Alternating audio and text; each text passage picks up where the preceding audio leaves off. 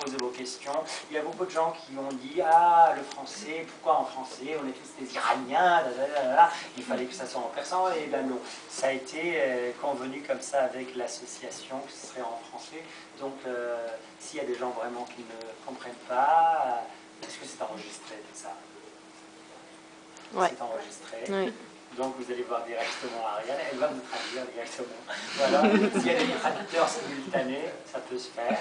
Sinon, si jamais il y a des questions en persan, je répondrai en persan, comme ça pour éviter qu'il y ait une unilinguisticisme. Voilà.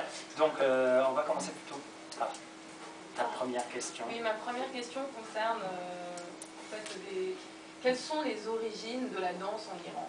Et qu'est-ce qui différencie la danse occidentale de la danse iranienne? Je reviens un petit peu sur le sujet de la conférence.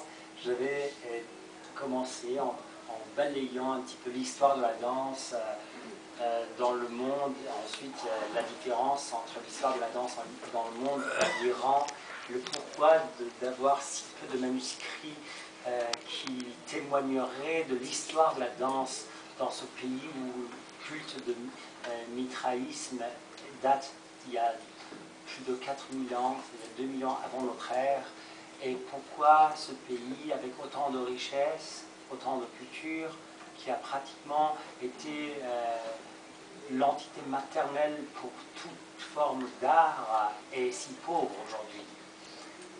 J'ai essayé de balayer en l'espace d'une heure et demie toutes ces questions, on va dire, primordiales, mais ce qui était étrange, c'est qu'à la fin du débat, il y avait Q&A, questions-réponses, et les questions étaient: est-ce que vous pourriez me dire la différence entre la danse persane et la danse européenne ou occidentale? Qu'est-ce que c'est que la danse? Je me suis rendu compte qu'en fait, personne n'avait suivi la conversation, ou le monologue. Donc, c'est pour ça que je préférais que ça soit vraiment plus animé, dans le sens où c'est pas parce qu'on cherche une animation, car je ne vais pas danser, mais pour que vous soyez vraiment dans le sens de vos besoins, de savoir le pourquoi. Ce n'est pas ici, on est réunis juste pour se voir, se dire bonjour, c'est vraiment pour que j'apprenne quelque chose dans votre questionnement intérieur et aussi les vraies questions qui existent. Alors, quelle est l'origine de la danse? Comme je viens de le dire à l'instant, malheureusement, pour quelqu'un qui veut faire des recherches sur la danse, comme d'origine iranienne ou comme iranien tout court, nous n'avons pratiquement rien qui puisse témoigner de notre passé de la danse, et en moins de la danse. Parce que d'autres formes d'art, comme la musique, comme le théâtre, le chant, ont laissé des traces. Mais en danse, nous n'avons que quelques dessins, des miniatures ou dans des grottes qui puissent témoigner, ou alors sur les bocaux ou les vases d'antiquité, qu'il y avait de la danse. On ne peut pas nier le fait qu'il y avait de la danse dans l'histoire. Mais par contre, on peut tout imaginer. Quel était le mouvement? Quelle est la transcription du mouvement? Qu'on puisse aujourd'hui de nouveau aborder et dire que voilà, c'était de cette forme-là.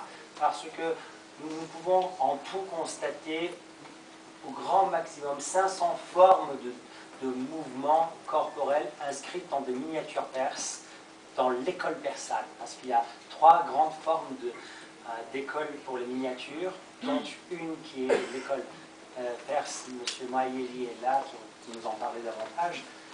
Mais hélas, ces formes-là ne sont pas la signification véridique d'un mouvement humain, parce que c'était l'imaginaire du peintre qui permettait à ce qu'un mouvement de danseur ou de danseuse soit présenté de cette manière-là. Et impossible de reproduire. Quand tu vois un bras traversé comme ça, dans des formes de Krishna ou de Shiva, c'est impossible de reproduire ces mouvements-là. Ou en tout cas, il n'y a pas une chronologie où on peut mettre ensemble ces 500 formes qu'on peut trouver éparpillées dans des miniatures pour les rassembler, pour en créer un mouvement, malheureusement. Et Donc,